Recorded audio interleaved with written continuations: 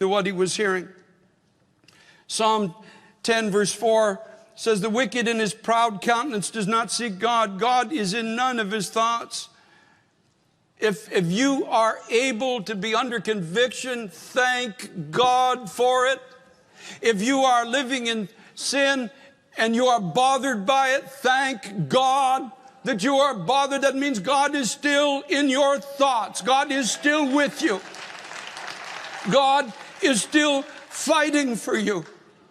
The danger is that when God is no longer in your thoughts, when you've sinned away the day of grace, as they used to preach years ago in the house of God, when you've so resisted God, then finally he's just withdrawn. Say, okay, have it your way. Live your way. Create your own system of right and wrong. Don't bend your knee to God. And he walks away. And a man who lives in evil starts thinking he's doing good. He even begins to think that heaven might be his home when it's all over. God is no longer in any of his thoughts. As in the days of Noah, his thoughts are continuously evil. He doesn't think they're evil. But when you have expelled God from the borders of your mind, there's nothing left but that which is created out of the human spirit, which in contrast to the holiness of God, of course, is evil. Psalm 15 verses 1 and 2 tells us the person who speaks the truth in his heart will be given the power to stand, no matter the difficulty of the time. That's why Hebrews chapter 3 and 4 3 times says, today, if you will hear his voice, do not harden your hearts.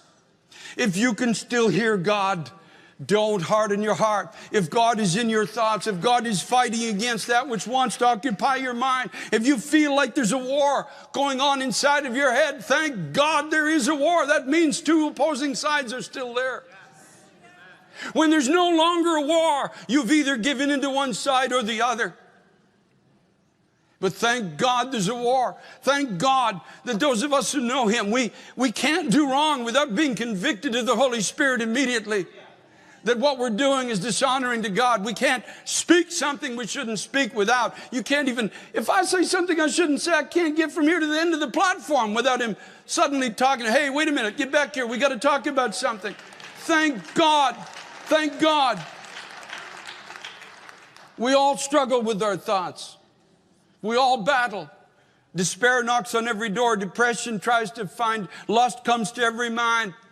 The tendency to want to exaggerate, embellish, or outright lie comes to every person.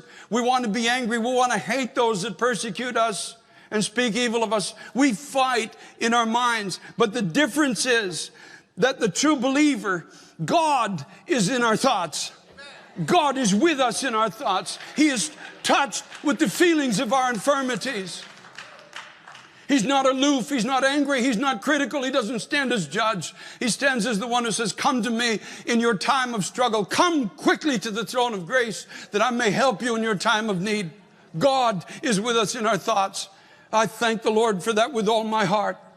And he promises us victory and power to withstand the downward pull of this fallen generation. And there is a huge downward pull to conform now in this generation. We are living in a time very much like Daniel's time, when statues are being raised up of what man says, this is what the image of society should look like. And when you hear the music, you better bow or you're going to suffer for it. God is the only one who can give us the power to stand